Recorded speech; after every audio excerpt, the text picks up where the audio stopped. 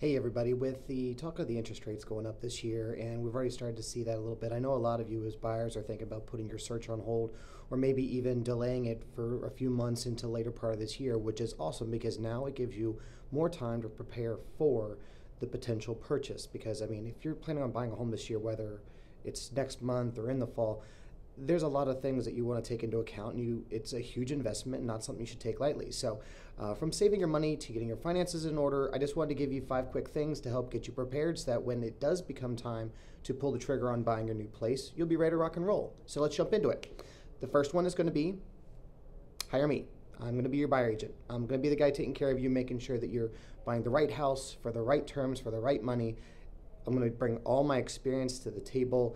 I'm licensed in both Kentucky and Ohio, so you're going to get the chance to see anything and everything that's going to fall into your budget in the locations you want to be in.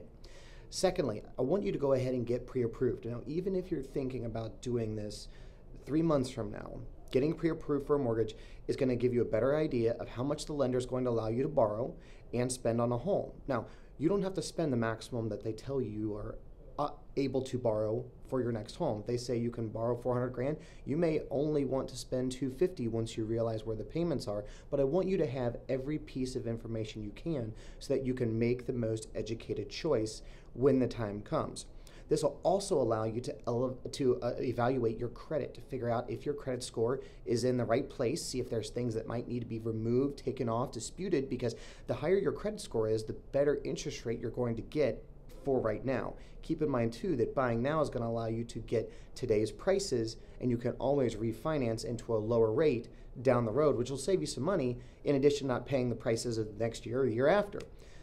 Third, I want you to take and save for a down payment. Now, if you're pulling money from your current home, maybe you're going to sell your current place, we have that equity there. We can sometimes pull that equity out early so that you don't have to settle for what's on the market when you do actually sell your home. This is what me and my wife did, and it made things so much easier because we didn't have to worry about what was going to be available. We could look at anything and everything and then pull the trigger whenever we felt like it. Now, if you aren't selling a home and you're having to rely on savings, the great news is that you don't have to do the traditional 20% down to have to be able to buy a house. You can actually go as low as 3.5% with an FHA product, or some areas still do accommodate a rural housing loan, which is 0 down, other than your closing costs, your out-of-pocket expenses, and things of that caliber.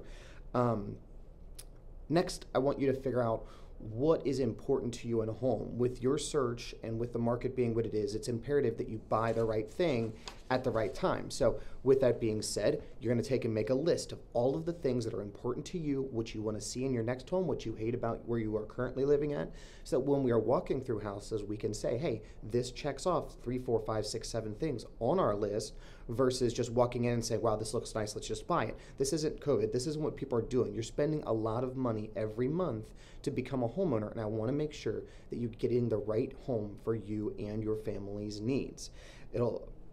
Last, we're going to start shopping for houses. So you see, we've done a lot of things ahead of time to get us ready to finally put the boots on the ground and go walk through houses. Now, when we are within 60 to 90 days of needing to be in our new place is when we're going to start looking. Looking for a home now when you're not going to move till June doesn't make a lot of sense, because the prices may change, what you may see may not fit your current needs, and you may be just wasting your own time and getting excited about homes that aren't going to be available in 3, 4, 5 months from now.